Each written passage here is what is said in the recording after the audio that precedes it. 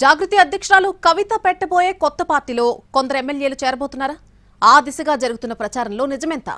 కేవలం తన పార్టీకి హైప్ తీసుకురావడానికి మాత్రమే కవిత అలాంటి ఫీలర్స్ వదులుతున్నారా, లేక వాస్తవం కూడా అలాగే ఉందా? ఇన్సైడ్ సంగతులేంటి చూద్దాం. తెలంగాణలో మరో రాజకీయ పార్టీ ఏర్పాటవబోతోంది. జాగృతి అధ్యక్షురాలు కేసీఆర్ కుమార్తె కవిత సొంత పార్టీకి సర్వం సిద్ధమవుతోంది. అందుకు సంబంధించిన కసరత్తు చివరి దశలో ఉందట. ఈ నెల 25న హైదరాబాద్ లో పార్టీ పేరు, జెండా, అజెండా గురించి ఫుల్ క్లారిటీ ఇవ్వబోతున్నారామె. పార్టీ ఆవిష్కరణ కార్యక్రమాన్ని పెద్ద ఎత్తున నిర్వహించేందుకు సన్నాహాలు జరుగుతున్నాయి.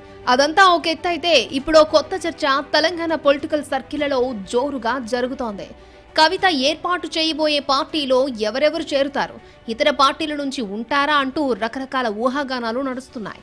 ఇదే టైంలో తాజాగా ఆ విషయానికి సంబంధించి కీలక వ్యాఖ్యలు చేశారు కవిత.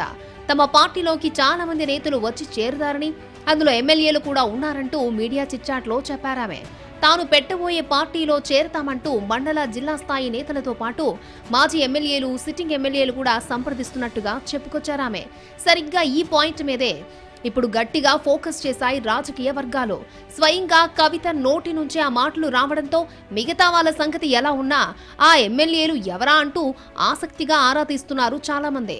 ఇదే ఇప్పుడు తెలంగాణలో పొలిటికల్ హాట్ టాపిక్.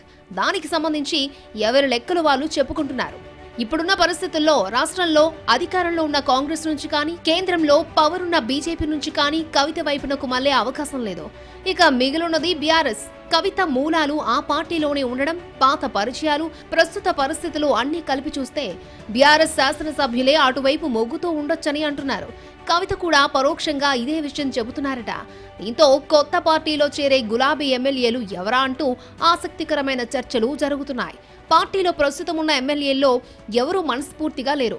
అధిష్టానం మీద గుర్రుగా ఉన్నవాళ్లు ఎవరా అంటూ ఎంక్వైరీలు మొదలైపోయాయి. అదే సమయంలో మరో వాదన సైతం తెర మీదకొస్తోంది. ఒకవేళ నిజంగానే బీఆర్ఎస్ ఎమ్మెల్యేలు ఎవరైనా అసంతృప్తితో ఉంటే ఇటు కాంగ్రెస్ లోకో అటు బీజేపీలోకో వెళ్తారు, కానీ కొత్తగా పెడుతున్న కవిత పార్టీ వైపు ఎందుకు చూస్తారన్న వాదన సైతం ఉంది. కానీ వచ్చే ఎన్నికల్లో గులాబీ టికెట్ రాదని అనుమానం ఉన్నవాళ్ళు అటువైపు చూడొచ్చు కదా అన్నది ఇంకొక వెర్షన్. గతంలో బీఆర్ఎస్ లో ఉన్నప్పుడు అనుబంధం ఉన్నవాళ్లు, ఉద్యమకారులకు ఎక్కువ అవకాశాలు ఇస్తామని చెబుతున్నారు కవిత. కాబట్టి మొదటి నుంచి బీఆర్ఎస్ లో ఉన్న ఎమ్మెల్యేలు ఎవరైనా పార్టీపై అయిష్టంతో కవిత వెంట నడిచే అవకాశం ఉందని అంటున్నారు. అయితే ఆ పార్టీకి హైప్ తీసుకురావడం కోసమే కవిత అలా మాట్లాడుతున్నారు తప్ప వాస్తవానికి అంత సీన్ లేదన్నది ఇంకొందరి మాట.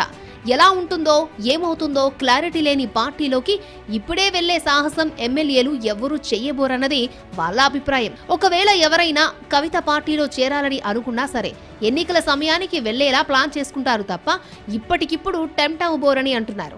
ఇదే టైంలో ఎమ్మెల్యేలు ఇప్పటి నుంచే తమతో టచ్ లో ఉండి అసెంబ్లీ ఎన్నికల సమయానికి తమ పార్టీలోకి వచ్చినా నో ప్రాబ్లం, ఆల్వేస్ వెల్కమ్ అని అంటున్నారు కవిత అనుచరులు. మొత్తం మీద కొత్త పార్టీ పుట్టక ముందే చేరికల లొల్లి మాత్రం గట్టిగానే మొదలైంది.